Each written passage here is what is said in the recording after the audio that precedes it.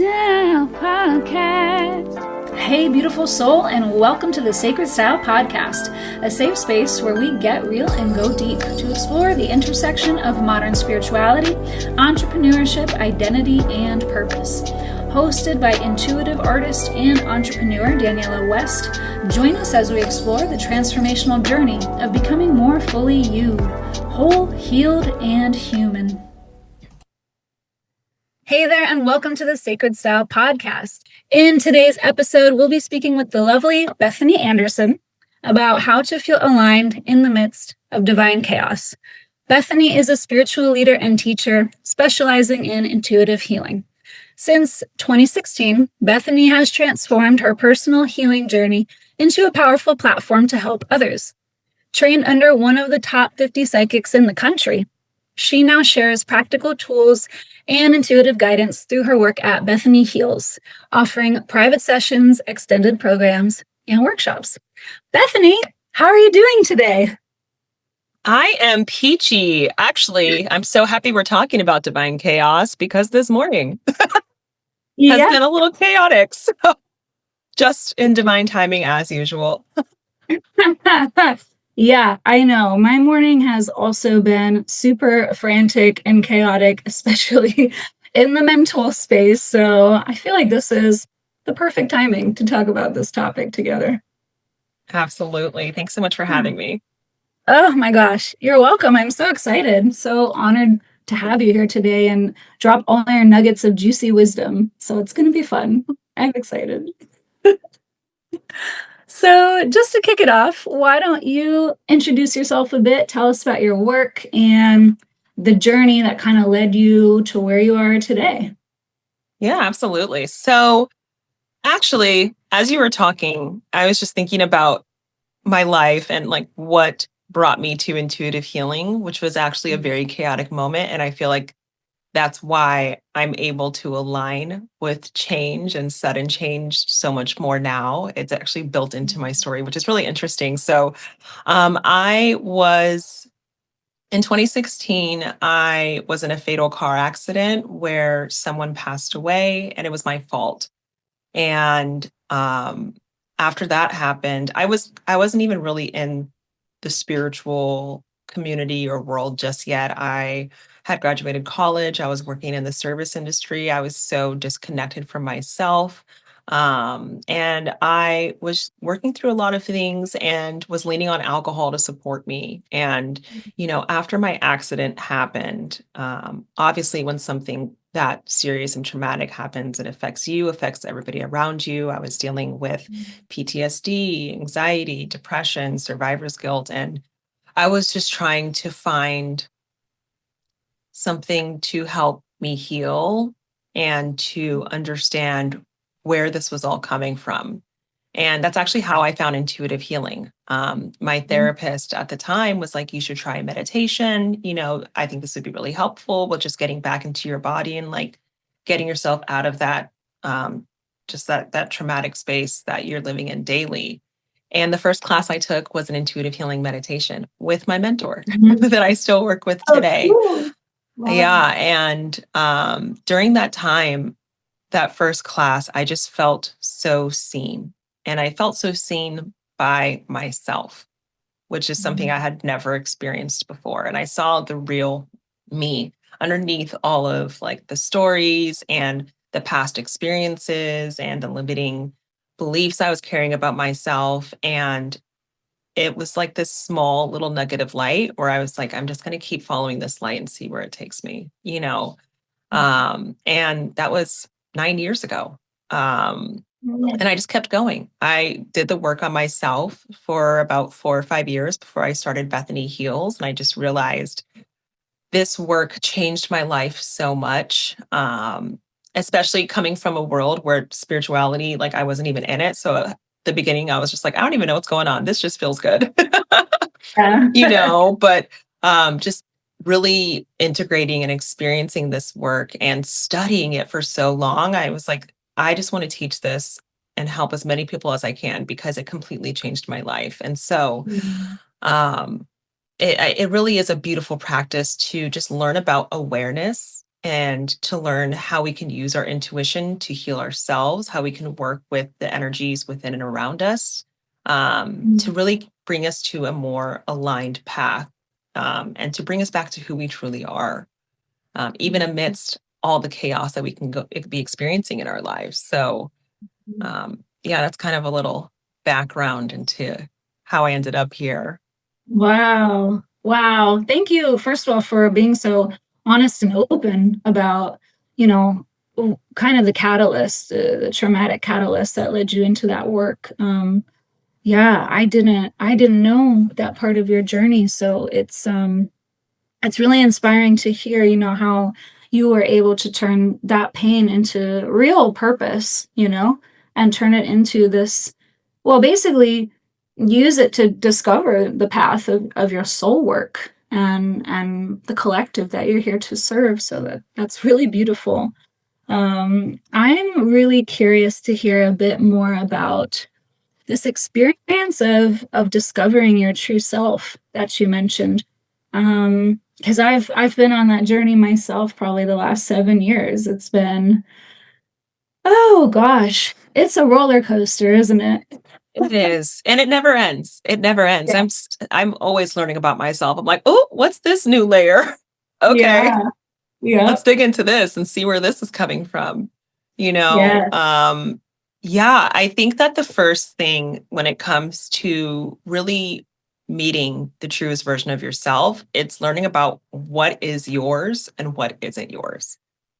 So, what Mm. I mean by that is, even as a child, we are raised with the beliefs, with the ideals, with these pictures that by those who took care of us, right? And we, even if we don't take on all of these things as our own, we still see it every day. We hear it every day, and it does become a part of us.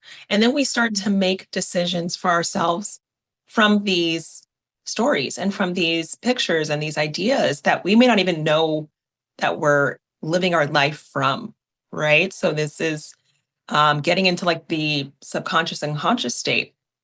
And so the first thing is really figuring out, who am I, what is mine, and what isn't mine? What can Mm. I clear out from my space? What can I heal? What can I let go of? And what do I want to take with me? And I think once you start to shed those layers, you really start to see, like, oh, I actually don't think this way, or I actually don't feel good about, you know, doing this job, or I this doesn't resonate with me like it used to. And it really is a journey. It's a lifelong journey, but I think that it does get easier to catch it when you notice Mm. what's not yours. And I think that's the biggest difference, is like, now I can just immediately, or for the most part, pretty pick it up pretty quickly. I'm like, oh, that's not me. Mhm. Let me use my tools, my practices. Let me see where this is coming from, and let me clear it out so I can just keep it pushing. Yeah. Keep it pushing. I love that. But I resonate so much with that concept of learning to discern what's actually mine, what emotions, what mindset, what beliefs, what values actually are coming from me at the core level, and what are the things I've picked up through societal conditioning, like you're saying, friends, family, our communities growing up, our school, um, whatever spaces, as kids we're like little sponges, right? Absorbing Yes. everything around us, taking it all as what's normal, what's accepted, and then reaching a point. It's a point that I've reached maybe in the last decade, I would say, but especially the last 5 years, of coming to this internal space where I start analyzing the environments I'm in, the roles that I'm playing in my relationships, even in my business, and discovering, where are things feeling really off? Where are things feeling misaligned to the point where I'm getting drained? I'm feeling frustrated, I'm feeling bitter, I feel resistance to doing certain things or interacting with certain people, and I'm not being sure, not understanding why at first, but getting to this place of like something's really off. Has Yes. that happened to you along your? Yes. And that's That's energy for you. Mm. These are all responses to energies that we're picking up. Like, yes, we have Mm. this tangible realm that we're in, but it all starts from an energetic, intangible space. Everything is energy. So we naturally exchange energy with others. It's how we communicate, it's how we interact. The problem is when we don't take care of the energetic hygiene of grounding and clearing out what we're picking up from others. And that's when it turns into resistance. That's when it turns Mm. into frustration. That's when it turns into all of these more, these like lower vibrational feelings and emotions. It's just because we're carrying other people's energy in our space. Because our energy, it's beautiful, it's vibrant, it's light, it's easy, it's flowy, it's trusting, it's confident, right? And so a lot of the times it's just, what did I just pick up? Who did I pick this up from? What Mm. was just like triggered within me of maybe something that was deep down and the many, many layers down that we didn't realize was still there, you know? Yeah. Yeah, 100%. I would be so curious to hear your unique tools or your unique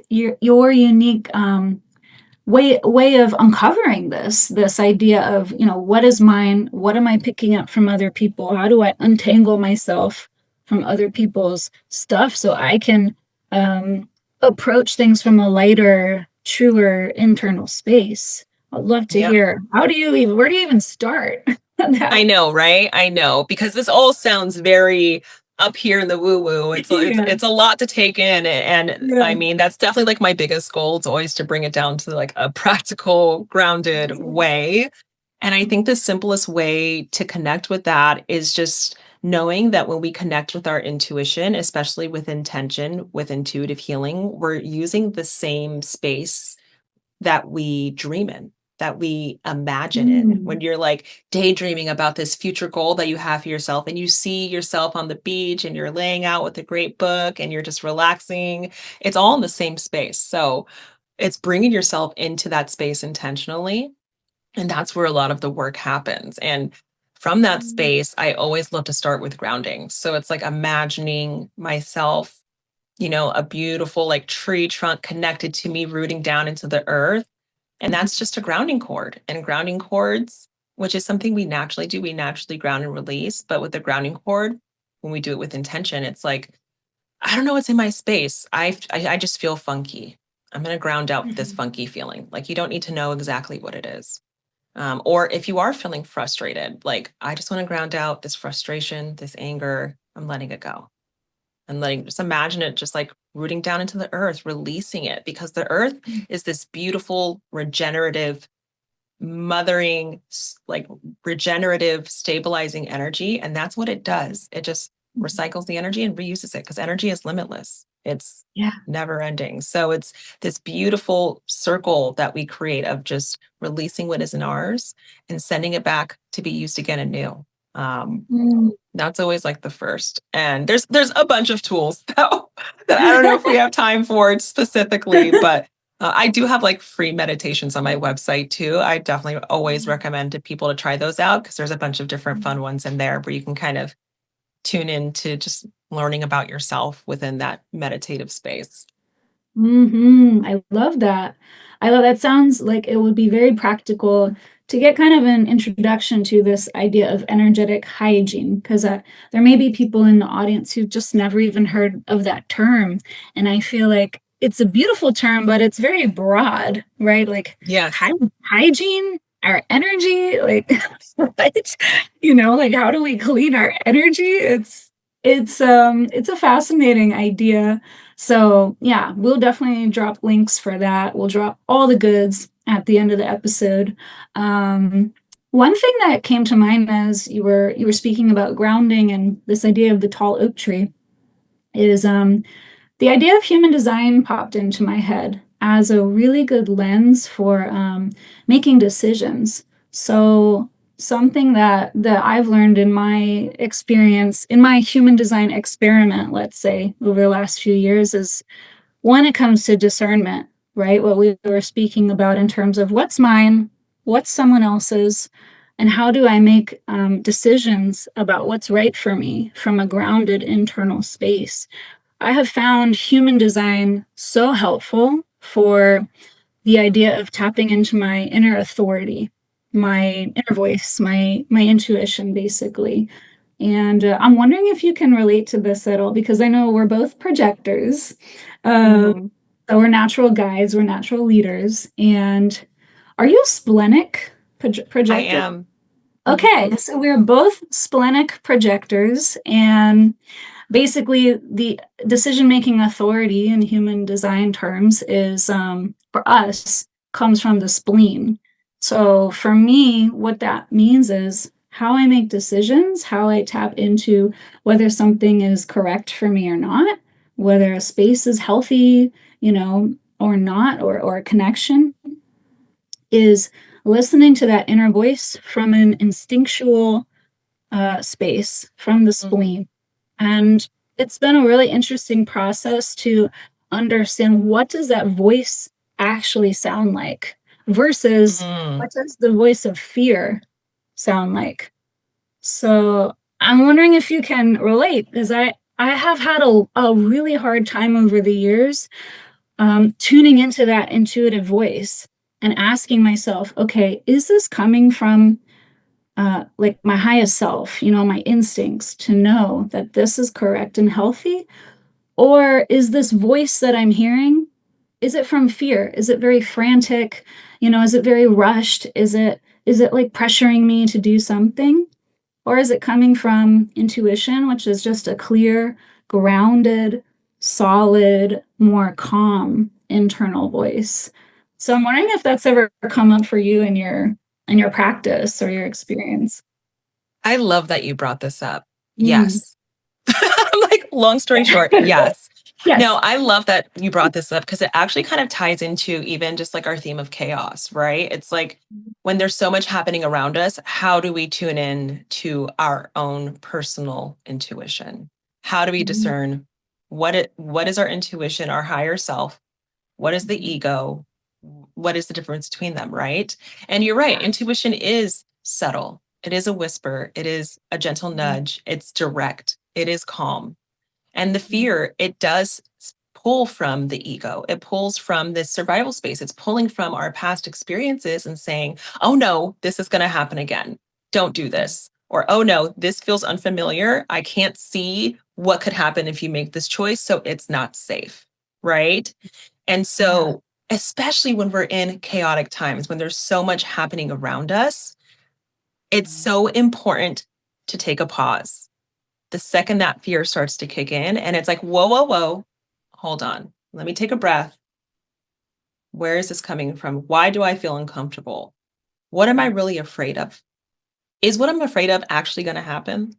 Probably not. I have a perfect example. I'm in the Mm. process of moving Yeah. to Washington, right? And Yeah. I hadn't heard from the landlord for the place that I'm moving to, and I just started getting all of these thoughts. And I'm like, I'm supposed to be moving next week. What if it falls through? What if this happens? What if the person decided to stay in the place and now I don't have a place and I just started to spiral a little bit, right? Mhm. Yeah. And I immediately was just like, no, everything is fine. Everything will work out. And guess what? If there are any sudden changes, I have made it this far. In all reality, I have made it this far and I've always been supported. I've always been guided and it's always worked out. So it's going to be fine. And then I immediately got a text from her. Haven't spoken to her in weeks. I got a Oh. text like, "Oh, hey, what day do you want the cleaner to come to like make sure everything's goods to go?" And I'm just like, when we can just give ourselves permission to pause, it can make the biggest difference because we start to shift our perspective, our mindset, and our mind is is what creates our reality. Mhm. So it all starts from there. Everything that we have today is based off of everything our mind envisioned for ourselves years ago, months ago, days ago. It's all a culmination of what we believe we can have for ourselves and what we believe we can experience in our lives. Yeah. Yeah. Yeah. And you made a really important point in that example, because I've been there too with moving. I moved like literally 5 times last year in 2024. 5 times, Bethany. That was hard. Oh, And some of those decisions were fear-based when I look back on it. They were coming from a place of really not feeling safe in my environment, but not feeling safe in my own inside of myself from my own nervous system was not regulated. So I did not have the tools yet to approach decision making from that space of, is this my intuition guiding my highest good, or is this voice that I'm hearing coming from a survival, fear-based, oh, this is what happened in the past, so like don't do this again, it's just going to repeat itself. So I can really relate to what you were saying, but something that stood out to me was this idea of looking for evidence, looking for evidence. So something that's really helped me looking back is recognizing when my brain and that inner voice is literally just jumping to worst case scenario. Worst mhm. case scenario. What if it falls through? What if I have a fight with the landlord? What if the neighbors are awful? What if X, Y, and Z? I noticed that about myself too when it came to moving, for example. When Yeah. my inner voice started jumping to all these worst case scenarios, I could zoom out and I could recognize, oh, okay, we're spiraling a bit.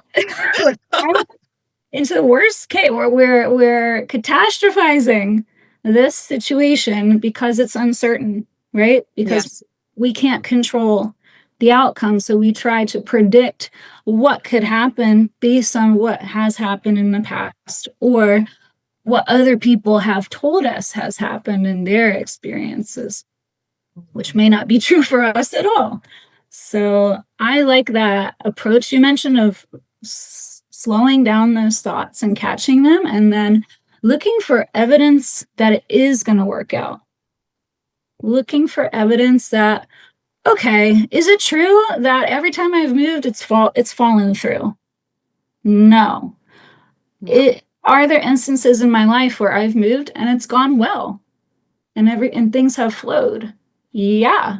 Yeah, there are examples, and then asking myself, okay, well, which narrative do I want to choose to believe and focus on? And I feel like that's a really good part of energetic hygiene itself. Would you agree? Absolutely. And to bring it back again, Mm-hmm. divine chaos, with everything that you just said, you are the co creator of your life. How can we find the balance between taking initiative, taking an action for ourselves, with leaning into trust and not only trusting ourselves and that we can take care of ourselves, but also trusting that I can meet the universe halfway. I can Mm-hmm. take these steps. I can trust that things are going to work out and I can let source, God, creator do the rest. We don't have to Mm-hmm. carry it all on our own. We have to, the only ask that we're ever given is to learn to trust ourselves and to take care of our physical body, our energetic self, our Mm-hmm. minds, and to kind of allow things to unfold as they're meant to. Because if we Mm-hmm. always just said things need to be this specific way. I need to go to step A to B to C to D. I can't go to one, two, three, or Z. I have to go this way. Imagine how much that we're missing out on when, Creator God is like, but I had this whole beautiful thing planned for you over here. Like, how Mm-hmm. about you do go turn right instead of left and just see how much more I actually have available to you? And it's like, giving ourselves permission to step away from the fear and the ego and to lean in more into what's possible. Yeah, because when you decide to step away from the energy of fear and lean into what's actually possible, from the energy of fear to possibility, it, even thinking about it, I'm just like, oh, like I perk up, I feel more open, I feel more expansive, right? Isn't it so much more fun just to focus on Yes. possibility? Yeah. Like, Yes. why not? What if this could happen? You know what I mean? What if it goes better than I could have expected? Like, wouldn't that be wonderful? Why not lean into that energy? It's a You know? choice. Mm-hmm. It's absolutely a choice. Yeah. So I would love to encourage our audience to if you take away one little juicy nugget, I would love to leave people with that. Just lean into the energy of possibility and curiosity over fear and worry and doubt, and just see how you feel, see what opens up from there. Yeah, lean into that, take aligned action, and it's a co-creation. It's beautiful, Mm-hmm. you know. Yes. Speaking of co-creation, I would love to hear some of your, I would love to hear about transformation in particular. Like with your beautiful work and, going through this co-creative process with yourself and the universe, yourself and your clients, um, what kind of transformations have you noticed in yourself and others through this journey? Yeah. I've definitely found that I have landed into a very specific area when working with my clients. And Mm, it's this moment in life when you feel stuck, when you feel stagnant, when you feel like I can't see what's next for me. I can't get out of this past relationship, everything I experienced with that. I can't get out of this job that just completely wrecked my mind. I can't get out of this family situation, whatever it may be. Or I'm just trying to five move in. I don't know what's getting in the way. And I think the most beautiful transformations that I've seen with my clients and even myself is getting ourselves out of that space. And it's like, okay, let's bring it back a little bit. And yes, we're going to focus on what's going through your experience presently, but where is this all stemming from? Because what's keeping mm, you stuck is something that we're holding on to. What's keeping us stuck is something that is preventing us from seeing what's possible, right? And so, how do we find out what that is? And it might not even be something that's theirs. It could be somebody else's. Like mhm, story, experience, their opinions that are blocking them from finding that movement, from finally growing out and stepping away from these past experiences or what they're currently going through. And so I love to see that transformation. And especially when I work with my clients, because I see them from day one and, continuing to work with each other, they just step into their own. They really mm, do. It's just like this complete shift where it's like, I don't know what's going on. I don't know what's blocking me, what's happening, like wanting to seek and find all the answers to, oh no, I feel that. I see what you're saying and I see where this is coming from. And it's like, I think it's a gift to be able to find that clarity because it gives you permission to move forward, and mhm. to do what you need to do. That's beautiful. That sounds like a really powerful impact, to observe that kind of transformation. So I'm really, really happy to hear it. Gosh, what kind of advice, I'm curious, what kind of advice would you give to, let's say, someone who's listening, like someone in our audience right now who's feeling stuck because it's a chaotic time in human history, isn't it? And I would imagine there's a lot of people stuck in the uncertainty of the global chaos right now. And I'm wondering if there's any advice that comes to mind you'd like to leave them with to take aligned action to move forward. Yeah, I think it starts with reflection. When we feel stuck, I think that a lot of the times it's because we're not trusting something within ourselves. And so asking, like, where am I not trusting? Mm, Right? Where am I like holding on to fear right now of what I think could be or what I think I could be losing? Where am I leaning into this energy of lack, of scarcity? Um, and starting there, even just like journaling and just writing down everything that comes up. What are all the things I'm afraid of? Let me write them down and then burn it, please. Rip that baby up and burn it. Let it go. Let it go. oh, yeah. And it's like when we start to dig into what we feel like is really blocking us and to seeing it for what it is and not reacting to it, Mm, right? How can we look at our blocks from a space of neutrality? It actually can give us so much more wisdom and clarity with the direction that we need to take next. And it could be as simple as oh, I just need to have a conversation with this person. Turns out I'm feeling this way and I've been holding it in for so long. And all I needed to do was tell them how I feel. Are they going to receive it? Maybe, maybe not, but that's not the point. This is the small step that I need to take. Or, it doesn't have to always be these huge, gigantic leaps. It can be as simple as, oh, my body just wanted to drink more water. Yeah, I'm drained because I'm not drinking water. I'm not taking care of myself. I'm not moving my body to, what? I'm going to go take a 10-minute walk, and I think it can be that simple. Oh, I love that. Simple, practical wisdom that anybody could implement literally right now with the power of reflection. I really love that. Yeah. Just asking ourselves, where am I blocked and what can I do about it? Right? Absolutely. Bethany, yes. Amazing, amazing wisdom. I could literally talk to you for hours and hours, and it's probably going to happen in the future. I know. So true. It'll be fun.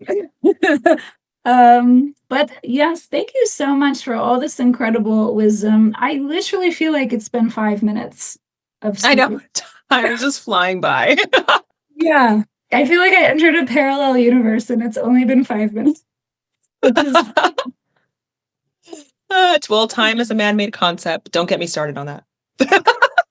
Oh my gosh, wait, you've got Aquarius in your big three, right? I am an Aquarius moon. Yeah, I'm a Cancer sun, Aquarius moon, Virgo rising. I'm Aquarius rising, so I feel like I get that. Bird's eye view of humanity. Oh, I get it. Oh my gosh. Well, we could do a whole episode just on astrology stuff, actually. I know. We will. But you never know. Now that you've blown people's minds with your wisdom, where can people get in touch with you? And what would you like to leave us with? Anything you're promoting? Tell us all the goods. Absolutely. So I do offer private sessions, and I have actually a really beautiful offering that's coming up. And you can find it on just www.bethanyheals.com. I'm actually hosting a free masterclass on April 8th that you can register on my website. And it's all about breaking barriers and breaking through blocks, which is so funny that you brought that up because I'm like, wow, that's actually what we're working on April 8th. So it's a 60-minute free masterclass that I'm hosting. It's live and online. So definitely recommend for those that are interested. It's called Golden Hour. And then I have a whole beautiful container that starts on April 30th. It's called Elixir, and it's an 8-week live and online journey. And we're going all through the realms of tapping into abundance and confidence and connecting with your higher self. This is definitely pulled off of so much of my life experiences, especially after how my whole journey began and having to rebuild my life to feel confident again and to trust myself and to understand the energetics of abundance, and not just financially. It could be opportunities and relationships and beautiful experiences that you want to have. And so that starts on April 30th. Amazing. That's amazing because I didn't even know the topic of your masterclass. So it looks like we got a little intuition going on. Wow. Wow. I love that. I was like, yes, I know how to speak to blocks. Not a problem. Check, which is extremely important. Who doesn't need to get unblocked these days, I know. Everybody needs some extra support, getting unstuck. Whatever you do in your life, it's pretty relevant. So, yes. Bethany, thank you so much for this incredible episode. I personally have taken away so many goodies, and I know our audience has enjoyed it too. So thank you for being here with me, and thanks to everybody who's been tuning in. Thanks for joining on the Sacred Style podcast, and I will catch you next time. Bye. Thank you so much, and for always expanding my mind. I love it. Oh, bye. Subscribe, like, and comment. Thanks for watching. Thank you so much for tuning in to today's episode. Do not forget to like, share, and subscribe if you're new here. It really means a lot to help grow the channel and impact more beautiful souls like you. And remember, keep flowing and growing, my friend. I will see you in the next episode. Goodbye!